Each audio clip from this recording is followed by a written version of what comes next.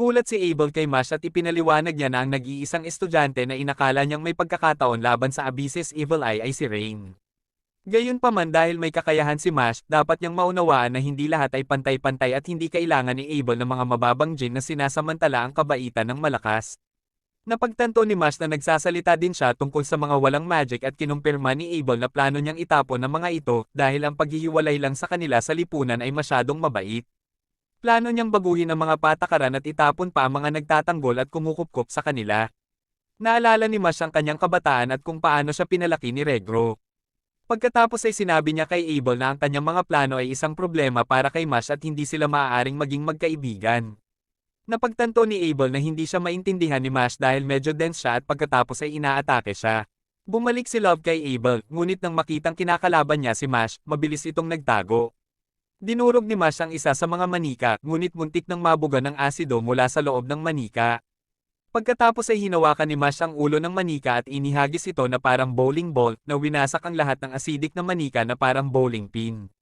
Dahil binanggit ni Abel ang mga inferior genes, iniisip ni Mash na kung matalo niya siya, kung nangangahulugan iyon na may mababang genes si Abel. Pagkatapos ay tinanong ni Mash kung nasaan si Lemon, ngunit hindi alam ni Abel kung sino iyon at sinabi na nakakakuha lamang siya ng mahiwagang kapangyarihan mula sa ibang mga tao. Pagkatapos ay nagpadala si Abel ng 3 clown doll sa paniniwalang hindi kakayanin ni Mash ang kahit isa sa kanila, gayunpaman, binasag ni Mash ang 3 sa isang suntok.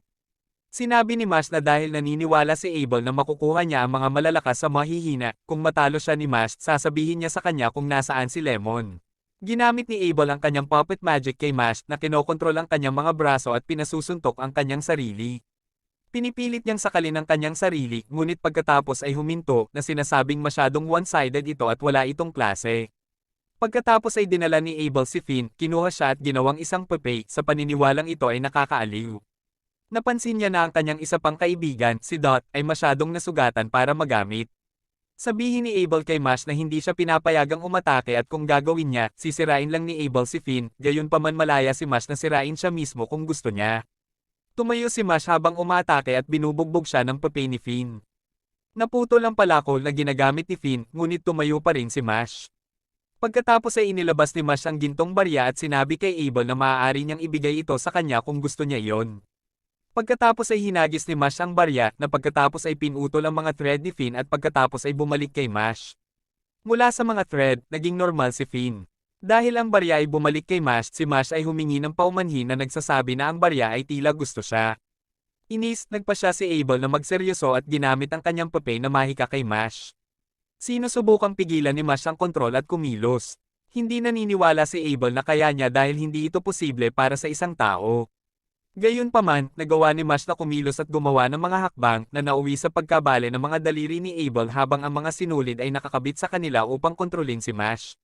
Sinugod ni Mash si Abel at sinipa ito sa mukha gamit ang kanyang tuhod. Nagulat dito, ginamit ni Abel ang Marion Exchange, ginawang manika si Mash at binati siya sa pagpilit kay Abel na gamitin ang kanyang spell. Dumukot si Abel sa bulsa ni Mash para kunin ang gintong barya, gayunpaman, nakita niya ang cream puff nito. Sinuntok siya ni Mash at kinuha ang kanyang cream puff, nagulat na wala na ito sa kanyang bulsa.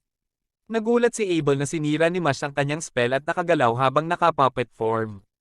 Hinaharang ng kanyang mahika ang mga signal ng kuryente mula sa utak at pinipigilan ang mga voluntaryong paggalaw. Napagtanto ni Abel na ito ay isang spinal reflex, tulad ng kapag lumayo ka kapag may naramdaman kang mainit o gumagalaw ang iyong binti kapag tinapik ang kneecap. Napagtanto niya na likas na gumagalaw si Mash, tumutugon sa isang banta upang protektahan ang kanyang cream puff. Nagpa siya si Abel na durugin si Mash gamit ang kanyang pinakamalakas na mahika at i-activate ang Marion's second, Harm Puppet, na lumikha ng isang malaking manika at ipinaliwanag na gagawin ng Harm Puppet ang anumang bagay sa loob ng 100 metrong radius bilang mga puppet at magsisimula ang pagbabago sa sandaling mahawakan ka ng mga invisible string. Kahit na nakita ni Abel na mahina si Mash, pinasalamatan niya ito at gusto niyang ipakita sa kanya ang paggalang sa pagpilit sa kanya na gawin ang lahat. Makalipas ang ilang sandali, nawasak ni Mash ang Harm Puppet. Nagulat si Abel kung paano niya itinigil ang pagbabago at sinabi ni Mash na pinutol niya ang mga string. Nakita ni Love ang lahat. Sa oras na mailabas ni Abel ang mga string. Nakuha na ito ni Mash bago pa siya mahawakan at mabilis siyang pumihit at pinutol ang mga string bago siya mawalan ng kontrol. Nagulat si Abel at inatake si Mash gamit ang natitira sa kanyang Harm Puppet, ngunit nasira ang lahat. Mabilis na pumunta si Mash sa likod ni Abel at gumamit ng Erector Spinae Magic, Hellfall. Hinawakan ni Mash si Abel at tumalon sa hangin at binaligtad niya siya at binasag muna siya sa lupa gamit ang kanyang ulo. Habang siya ay natatalo, hindi inaasahan ni Abel na siya ang mahina. Naalala niya kung gaano kabait ang kanyang ina at kung paano niya pinakitunguhan ng mga karaniwang tao. Ngunit isang araw, siya ay sinaksak. Habang namamahagi ng pagkain sa mga mahihirap tulad ng dati, sinubukan ng isang lalaki na imbakin ang lahat ng pagkain para sa kanyang sarili at sinaksak siya habang siya ay lumalaban, na nagsasabi na ang pagsasaksakin ay isang comeuppance para laging madali. Ang kanyang mabait, maamo, ngunit walang muwang na ina ay wala na. Naniniwala si Abel na siya ay mali at ang mga nasa ilalim ng lipunan ay nariyan para sa isang dahilan. Pagkatapos ay nagtipon si Abel ng iba pang mga taong ayaw sa mundo at nagsimulang gumawa ng kanyang plano. Sinabi sa kanya ni Mash na mas asama ang mga masasamang tao anuman ang kanilang katayuan sa lipunan, ngunit naniniwala si Abel na karamihan sa kanila ay nasa ilalim, kaya naman dapat na mawala ang pinakamababang uri. Nakita ni Mash na problema iyon, ngunit tinanong siya kung nasaan si Lemon dahil nawala si Abel. Pumayag si Abel na palayain ang mga estudyanteng ginawa niyang puppet dahil natalo siya. Nalulungkot si Mash na hindi naman masamang tao si Abel gaya ng ginawa niya para sa kanyang ina. Gumagamit si Abel ng Marioness Liberation at inilabas si Lemon. Nagising si Finn at sumama kay Mash at Lemon at nagdiwang ang tatlo na okay na silang lahat. Humingi ng paumanhin si Lemon kay Mash na sinasabing kasalanan niya ito, ngunit talagang nagpapasalamat siya sa pagligtas sa kanya. Dumating si Dot na gumagapang na nagsasabi na nagsumikap din siya. Nagtaka sila kung nasaan si Lance. Pinigilan ni Rain si Lance na sinasabing hindi siya naniniwala na nag-aaral siya sa paaralang ito. Nagtataka si Lance kung ano ang ibig niyang sabihin, ngunit sa sandaling iyon ay umatake si Rain, gayunpaman ang kanyang pag-atake ay nalabanan. Lumalabas ang Arachnobus at sinabi na ang counter nito ay nasa max. Nagtataka si Lance kung paano niya ito nalaman at ipinaliwanag ni Rain na mas mabilis kung ipagpalagay niyang lahat ay may kasalanan hanggang sa mapatunayang inosente. Inalis ng lalaki ang kanyang transformation magic, masaya na nagawa niyang lokohin siya noong una at ipinaliwanag na ginamit niya ang mukha ng isang mag-aaral na pumapasok sa paaralang ito. Alam ni Rain na miyembro siya ng Innocent Zero at nagtataka kung ano ang ginagawa niya dito.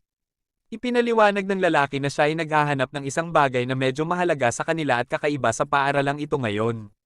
Hinanap nila ito ni Abel, ngunit hindi niya ito makita. Pagkatapos ay ipinaliwanag ng lalaki na wala siyang oras na dapat sayangin at kailangan niyang pumunta at patayin si Abel dahil tapos na sila sa kanya. Sinubukan ni Rain na salakayin ng lalaki, ngunit isang malaking kutsilyo ang hamarang sa kanya.